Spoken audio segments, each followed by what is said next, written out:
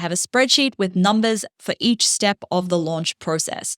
There is a big tendency to just want to look at two numbers. I got this many students and I made this many dollars. But those two numbers alone don't tell you whether the launch was successful or not. One person's launch could get 5 buyers and be an objectively super successful launch. Another launch could have 50 people sign up and be an objectively terrible launch. So looking at the numbers at each step gives us a little bit more context. It gives us the big picture. It tells a story about what parts of the launch worked and what parts didn't. Hey, welcome back to Imperfect Action. This is episode 768. How to launch your offers again and again and again to make more sales of them. So when I'm talking about launching, I'm usually referring to a live launch, which isn't something that you just do the first time you put a brand new offer out into the world. If you are new here, that might be news to you. If you've been listening to the show for a while, you've probably heard me say that so many times that you're like, Steph, we get it. You don't need to keep telling me that launching is something I do more than just once. Because here's the thing, if you are launching it just once, you are leaving sales on the table. So this episode, I'm going to share a couple of the things that I do in my own launching process and that I teach my students to do inside Launch Magic to launch your offers over and over again and make more sales from them. So when I'm thinking of launching, the framework that I have for a launch is running the launch is just one part of it. Once we finish running that launch, once we close doors or we have that deadline for somebody to buy before maybe the bonus expires or the price goes up or it's the last chance for them to join before this round begins. Once we close doors, I then go into the next step in the process, which is review. So I go back and I look at the launch objectively. I look at all of the things that worked and didn't work. I look at the feedback that I got from the people who looked at the sales page and didn't buy. I look at questions that people asked during the launch, and I objectively decide this is what worked, this is what didn't work, this is what we need to improve on. Then the next step in the framework is refine. So based on my review, now I know what I need to change the next time we launch. So we make those tweaks. As a team, we make those tweaks and then we rinse and repeat it. So we do this, for example, with Launch Magic twice a year. We're launching the exact same program twice a year where we run the launch where people can buy for about 7 days. Usually doors are open. Once we close doors and we kick off the program, then we go into review mode.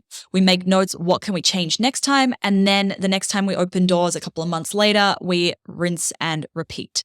Now, so this episode, I'm going to show you how to do the review part of the framework so that you can refine, rinse, and repeat your launches to make more sales.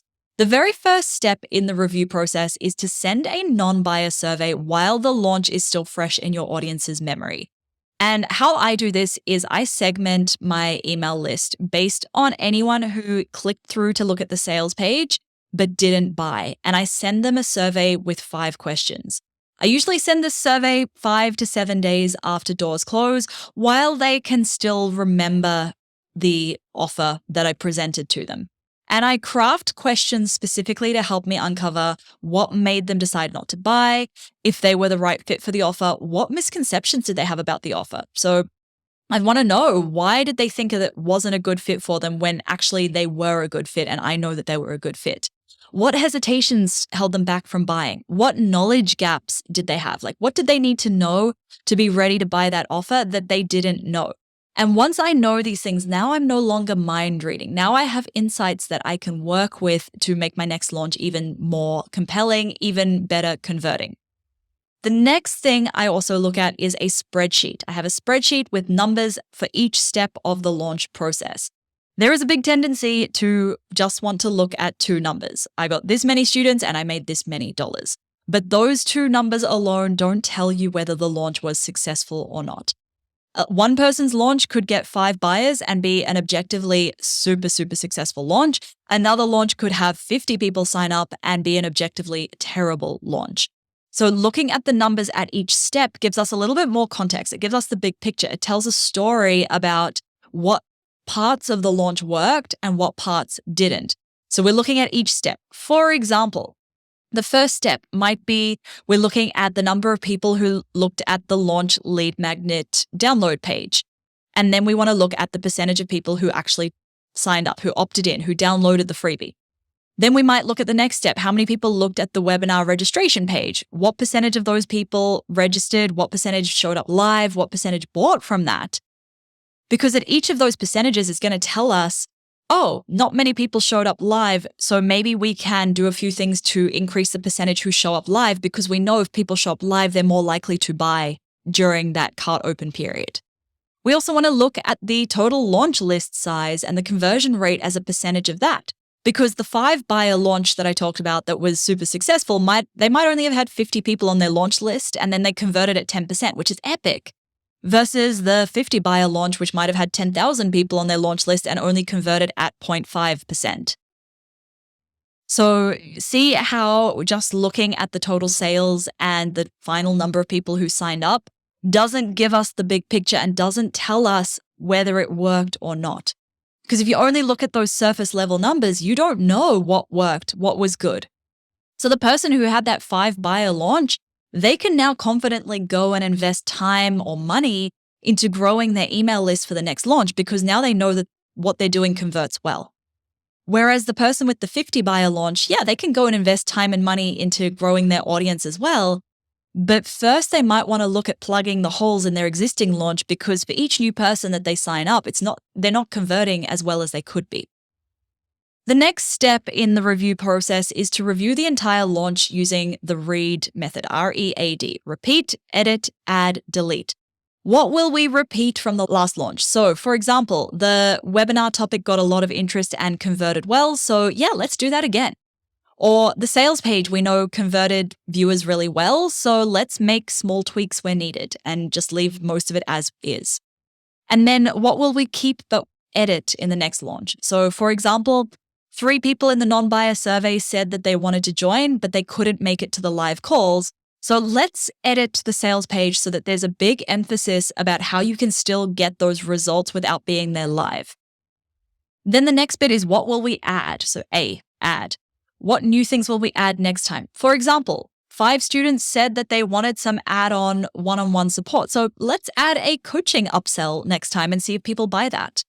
And then the final step is delete. What will we delete next time? For example, it was really complicated running 2 webinars with different time zones or different time slots. So next time, let's just delete the second time slot. We've only got 1 webinar and we keep it simple. Okay, the next step in the whole review process is, what messaging tweaks do we need to make? What tweaks need to happen based on that non-buyer survey? What shifts do we need to make in our sales page, webinar, cart open emails, anywhere else where we are selling the offer, social media content?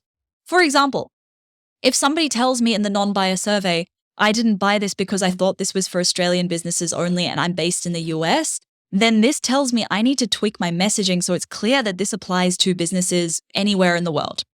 Or if somebody is telling me they can't afford it, then that tells me, well, I didn't do a very good job of communicating why they need to prioritize this right now. So what other things does my ideal client need to know to make this decision? They want to know, will this work for me? That is the big question that is on their mind as they are going through your launch is, will this work for me in my particular situation? And when we are reviewing our launch, we need to ask ourselves, how well did I answer that? And what else can I tweak to make sure that I address it better next time? And then lastly, what Magician's Gap items did you miss in your content? So Magician's Gap, if you're new here, is the gap between where your ideal client is right now and where they need to be before they are ready to buy. So in your launch, we want to look at, where were they at the start of your launch, which we'd be looking at, 30 to 60 days before doors even open. Where were they at that point? And then how well did your content move them to the point where they are ready to buy by the time doors opened? And I go really deep into the Magician's Gap in Module 1 of Launch Magic, which I am teaching for free live. If you are on the waitlist for Launch Magic, you will get an invite. If you are not on the waitlist, get on the waitlist ASAP so you get those invites when they go out. Send me a DM on Instagram. I'm there at stephtaylor.co. Send me the word magic or head to stephtaylor.co/magic. And I will get you onto the waitlist and shoot you that invite. So we are using, in your launch, you are using that free content in the lead up to Cart Open as a way to bridge your Magician's Gap. You are using your webinar to bridge the gap. You are also bridging it a little bit on your sales page and in your sales emails. So we really want to make sure that all of your content is addressing that gap to the point where somebody is where they need to be ready to buy your offer. So head on over to stephtaylor.co/magic to get on that waitlist, get the invite for the Module 1 live free workshop. I'm super excited to teach it. I can't wait to see you there. And if you've learned anything from this show, please take 30 seconds to write a quick rating and a review.